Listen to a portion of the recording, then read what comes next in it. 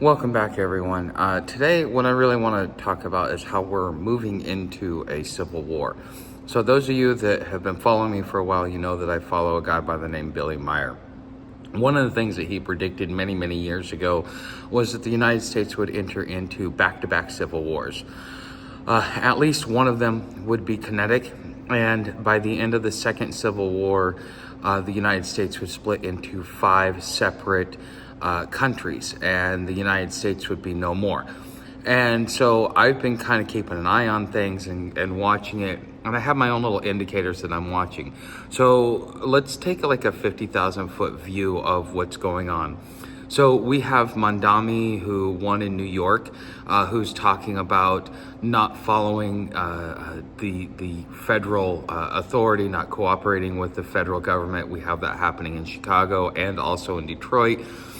We have National Guard being deployed throughout the United States. We have ICE being deployed throughout the United States. It's almost official that the eastern half of Oregon will become part of Idaho. There is a process in which you have to go through. Although the counties vote to secede, the state government has to agree to it, and Idaho also has to agree to it. Now, Idaho's already introduced legislation. Same thing's happening in Illinois with Indiana. Half of Illinois wants to become part of Indiana.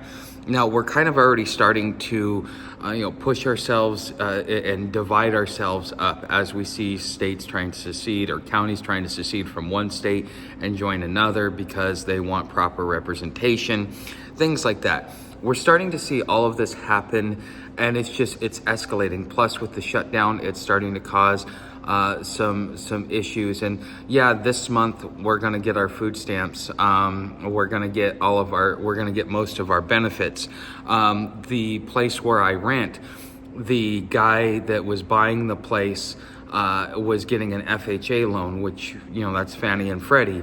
Well, he was supposed to take possession last month, and he's now taking possession towards the end of this month. So it's not just, the benefit programs where, welfare and stuff like that. The other things that are being affected are like FHA loans and other things that are actually productive within our society. And so it's causing a delay, and it's starting to slow down the economy. I just watched an article about McDonald's.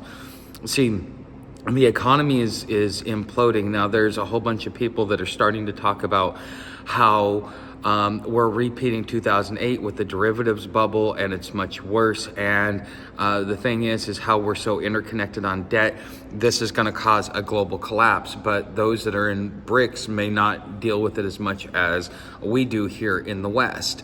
We have got the fact that your poor people, the people that can only afford maybe a $5 value meal, they are leaving in droves because it's almost $20 for a meal to go to McDonald's, or you can come here to Planet Sub and it's still you're going to pay about the same amount for a meal, so why not go have better food for the same price? And people are getting lower quality food, especially at these fast food restaurants. And those that are choosing to step down because they can't afford, the higher end lunches that they used to be able to afford because they're starting to have to tighten their belt. Now, these people are starting to go to McDonald's, but they're not making up enough of the poor people that are losing. And so now McDonald's is actually starting to show signs that they're weakening. And so this is going to play out throughout the whole economy in the same way that the housing market is an indicator of things that are going wrong or going right. The same thing goes with where poor people put their money, because poor people, they tend to spend more than rich people. They just aren't buying bigger ticket items. They're nickel and diming themselves all month long. A dollar meal here, a dollar there, and it adds up. Versus, rich people who are spending a couple $100s at a time to be able to get things that are going to be, able to last. So we're seeing this happen within the economy. So if the economy is going down, we've got states and counties that are fighting amongst each other. Plus, we're having a federal fight.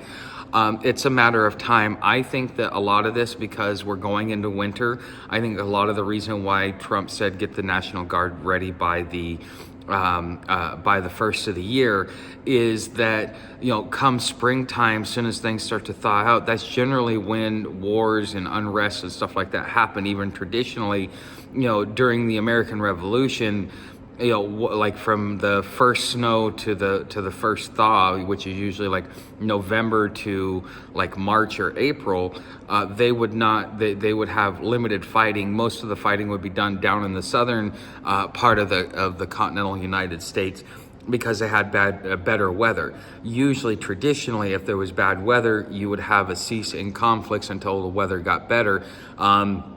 And the armies just camped over the winter. They rested up and they got better. But anyways, guys, this is just my take. I think that we're moving into a civil war. So how do you prepare for this? If you think that you may end up losing everything because you're going to get caught up in this, you're going to get caught up in the pull down. One of the things that I would suggest is, again, you might want to get your inch bag ready.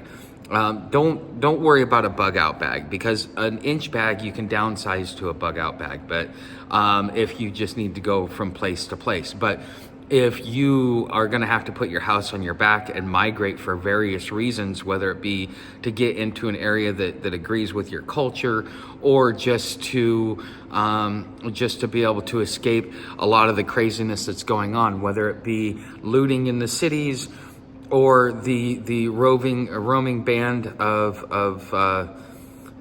people going into the small cities and robbing them blind, you need to be prepared that your community may get caught up in this, because we're already starting to see the erosion of the rule of law. We've been seeing it for years, and it's getting even worse. So your best bet is to prepare to move on in the event that things get too rough. If you have the ability to stand in, I hope that you have at least a couple of years worth of food, or ability to be able to sustain yourself if you plan on bugging in. My friend and I, we have an ongoing debate. Do you bug in or do you bug out? She thinks that bugging out is a fool's errand, whereas I think that bugging in is a fool's errand.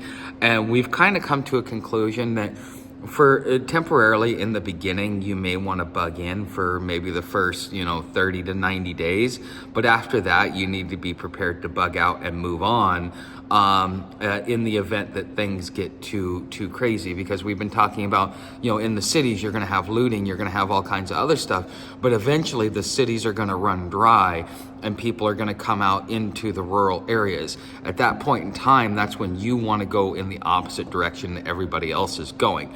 If you're constantly moving in the opposite direction that everybody else is going, you will be much safer instead of trying to go with the crowd and blend in. But anyways, guys, let me know what you guys think down in the comments. Thanks for watching, and I hope you gained something from this.